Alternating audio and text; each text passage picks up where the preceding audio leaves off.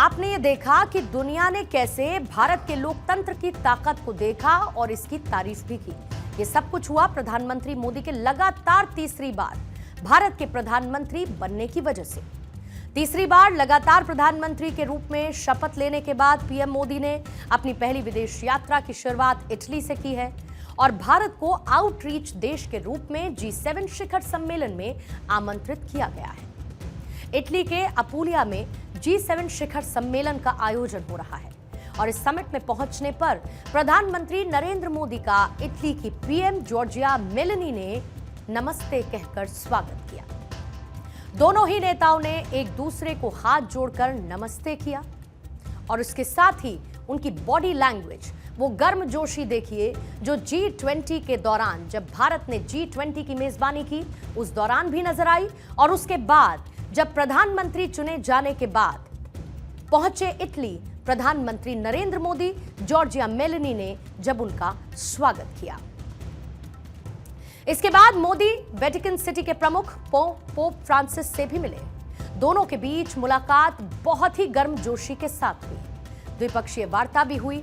दोनों की मुलाकात की इन तस्वीरों पर थोड़ी देर के लिए इसीलिए ठहरना जरूरी है क्योंकि पोप फ्रांसिस से जब प्रधानमंत्री नरेंद्र मोदी इस दौरान मिले तो दोनों ने एक दूसरे को गले लगाया और पोप फ्रांसिस ने गले लगाकर अपनी ब्लेसिंग्स नरेंद्र मोदी को दी।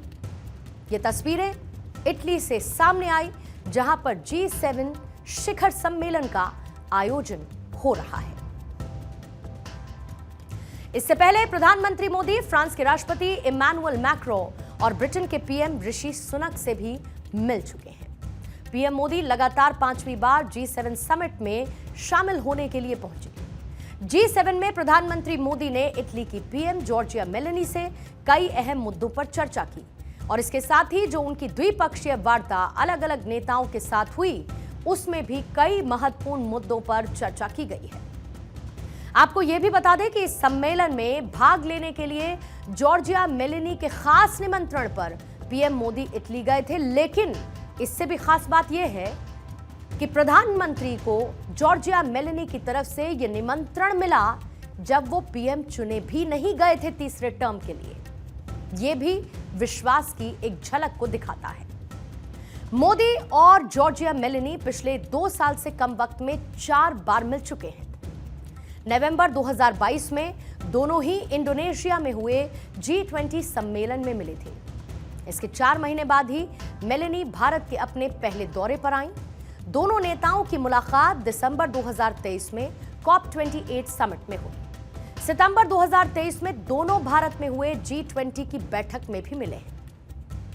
अपनी इटली की यात्रा में पीएम मोदी ने AI यानी कि आर्टिफिशियल इंटेलिजेंस, इसके साथ ही ऊर्जा, अफ्रीका मेडिटेरियन शिखर सम्मेलन में भी हिस्सा लिया है। लेकिन मोदी के इटली दौरे में सबसे ज्यादा चर्चा यूक्रेन के राष्ट्रपति वोलोदिमीर ज़ेलेंस्की से मुलाकात की रही है। रूस और यूक्रेन जंग के बीच इस मुलाकात पर सारी दुनिया की नजरें थी।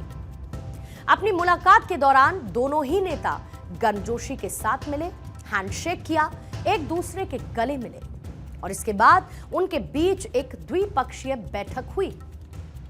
दरअसल सारी दुनिया ये सोच रही थी कि मोदी और पुतिन की भी दोस्ती है तो मोदी ज़ेलेंस्की से कैसे बात करेंगे, लेकिन मोदी ने फिर से एक बार दुनिया को हैरान कर दिया ज़ेलेंस्की से गर्मजोशी से मुलाकात करके, क्योंकि भारत का स्टैंड, भारत की नीति हमेशा से क्लियर है।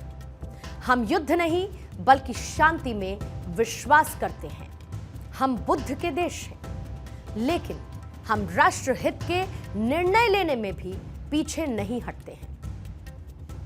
दरअसल भारत G7 का सदस्य नहीं है, लेकिन पीएम मोदी की दुनिया में नंबर 1 की छवि की वजह से उन्हें आमंत्रित किया गया है, एक आउटरीच देश होने के नाते। G7 में America, Britain, France, Italy, Germany, Canada और साथ ही जापान शामिल है। G7 यानी कि ग्रुप ऑफ 7 देशों का वो समूह और इस शिखर सम्मेलन की वर्तमान में अध्यक्षता और मेजबानी कर रहा है इटली। भारत के अलावा इटली ने अफ्रीका, साथ ही दक्षिण अमेरिका और हिंद प्रशांत क्षेत्र के 11 विकासशील देशों के नेताओं को शिखर सम्मेलन में भाग लेने के लिए आमंत्रित किया है। लेकिन चर्चा अगर इस सम्मेलन में किसी की हो रही है तो वो हैं पीएम मोदी, क्योंकि तीसरी बार दुनिया के सबसे बड़े लोकतंत्र के प्रधानमंत्री बनकर मोदी वहां पर पहुंचे, जिसकी तारीफ सारी दुनिया में हो रही है।